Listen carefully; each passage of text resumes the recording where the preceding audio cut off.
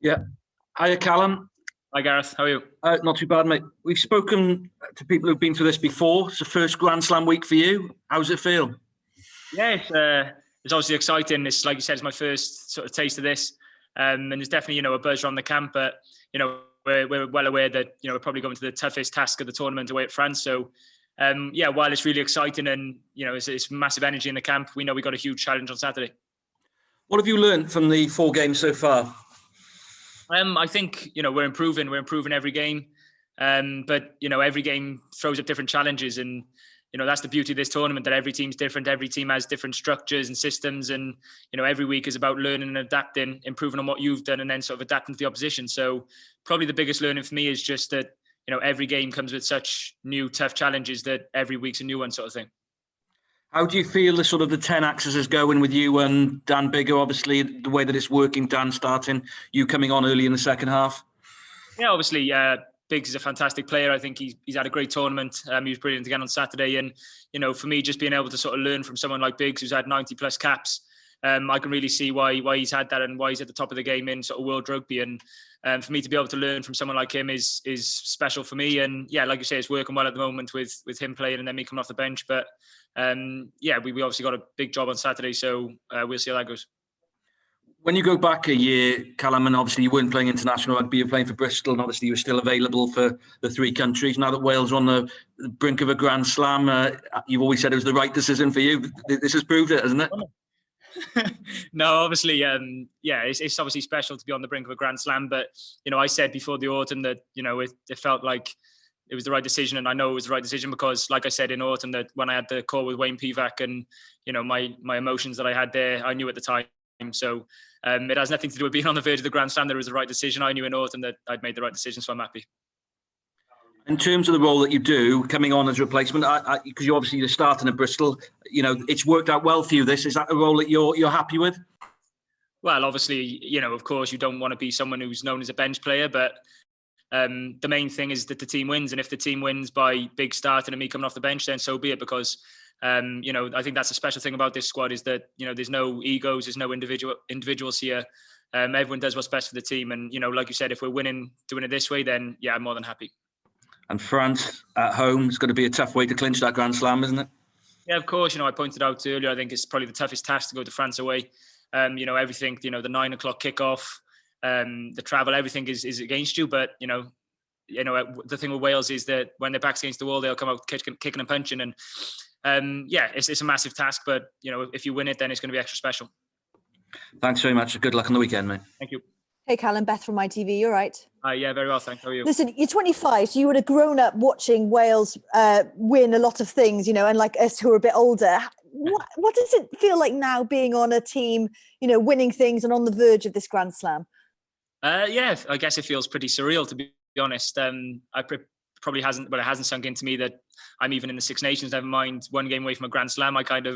It's all happened so quick that I haven't even got time to think about it. So yeah, like I said, I grew up watching, the Grand Slams over the years and the championships over the years. And I was the guy getting drunk at the pub, watching, cheering. So yeah, it's obviously, real special for me to be a part of this, but yeah, it's all happening so fast. I haven't got time to think about it. So I'm sure when the tournament finishes, I'll be able to sort of sit back and reminisce, sort of thing. Do you ever, on the pitch, I know you're playing, and for those who have played to elite level, kind of will know this, but do you ever catch yourself thinking, oh my gosh, I'm actually playing with some of my heroes? Do you ever get that? I guess it's more when I'm sort of just in the team room and I'm looking at sort of Alan Wynne-Jones sat next to me and I'm thinking, oh my God, it's Alan Wynne-Jones next to me. No, I guess on the pitch you sort of get into your character in rugby mode and it all just sort of clicks. But yeah, it is weird when I sort of think that I'm sat there having lunch with Dan Biggar, Alan Wynne-Jones and sort of thing. But no, it's all good. And yeah, like I say, it's real special moments. Listen, it's probably a lot of little girls and little boys' dreams in Wales to put on that Welsh shirt for rugby. Describe what it means to you and your family as well. Yeah, it's obviously massive, I guess. I would have laughed at you if you said 2-3 years ago that I'd be playing for Wales, 1 cap, never mind playing in the Six Nations, never mind going 4 from 4, etc. So yeah, it's so hard to put into words how special it actually feels. I remember singing the anthem for the first time in Ireland away, and it's just so special that it's impossible to put into words. And everyone that dreams of it, follow it, because it's the most special feeling you'll ever have. Listen, last question from me. Obviously, Scotland was a bit tricky in terms of kicking, but then England, you nailed it. How hard has that been, having that pressure internationally, on you? No, it's fine. I don't see there's any added pressure. It's quite funny actually to see people say about kicking and stuff, because as a kicker, I've been kicking at 80+% for Bristol the last 2 years. So, I'm confident in my process. I'm more than happy with this. So a couple of missed kicks isn't going to throw me off. And it's all good fun seeing everyone say I can't kick. You've got to laugh it off, haven't you? Oh, I'm not sure we're saying that. But listen, you've got the whole of Wales behind you. No. You do. No, listen, good luck Saturday. Thank you. Hi, Callum. Hope you're well, mate. Just one thing I wanted to ask in terms of, you've been a massive part of Bristol's development over the last 3 years, and it seems like Wales are starting to build something nicely. Can you see maybe any parallels in that in terms of getting that squad culture together and getting a clear plan? Because it seems like you're all on the same page at the minute. Yeah, I guess, like you said there with Bristol, obviously, when Pat came in, we were in the Championship, and then we sort of evolved. And I guess on a kind of different scale, in the autumn, we probably weren't getting the results, and now we're getting results. So I guess there is similarities there. But, like you said there about the culture and sort of the tightness of the squad, in Bristol, we have a tight squad, but here, like I said earlier, there's no egos, there's no individuals. And, I think that's key to having a winning environment is, having that team sort of buy in, and whatever we do, everyone's buying in 100%. And yeah, it's a very special group here. And like you said, we're building in the right direction. And that winning mentality as well, Callum, obviously winning the European trophy last year with Bristol, top of the league at the moment as well. You've been able to slot back in the other week against Worcester. Does that help you keep the mind sharp as well? Obviously, Six Nations speaks for itself, but... Yeah, of course. It's obviously, like you said, being at the top of the table in the Premiership's obviously nice. And, there's added pressure every week, which is, it's brilliant. You want to be playing stuff at the business end of the tournament. So, it's quite nice to be able to sort of flick back to Bristol, and then in the middle of the Six Nations keeps me fresh, keeps me sharp. So, yeah, I'm more than happy to do that. And, top of the table here, top of the table there is where you want to be. Cheers, Callum. Thank you. Hi, Callum. I just wonder if things pan out as they can do. Has it occurred to you that there could be a kick in the 80th minute that decides a Grand Slam? And how different would that be from getting 80% for Bristol? It'd be a one-off, wouldn't it?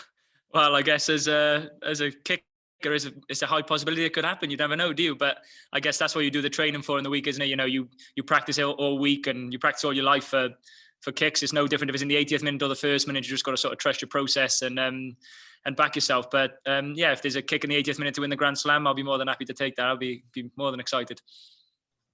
Bit of extra drop goal practice perhaps this week? Always drop goal practice, especially in international games like you've seen in the Six Nations. They come down to a couple of point games, couple of point scores. So, yeah, drop goals are important, of course, like any other week. And just one question about your opponents. I mean, you're a veteran compared to them. They've come through and they've been getting rave write-ups. What do you make of the halfbacks you could be up against?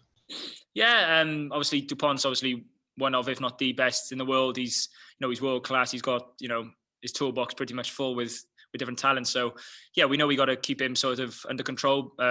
But yeah, you got obviously Jalibert and Ntamak as well at 10, who are both excellent players. I played against Jalibert in the semi-final of the Challenge Cup last year, and he was excellent. So yeah, but you look to 1 to 15 at their side, and they're full of threats. If we concentrate too much on one player, then the other 14 can hurt you. So yeah, we know we got to look after their 9 and 10, a massive part of their game. But like I said, they're full of threats on the pitch. Thanks very much. Good luck. Hi, Callum. It's Vinny from Sky. Hi, Vinny. Callum, have you dreamt of that scenario then? Having a kick to win a Grand Slam?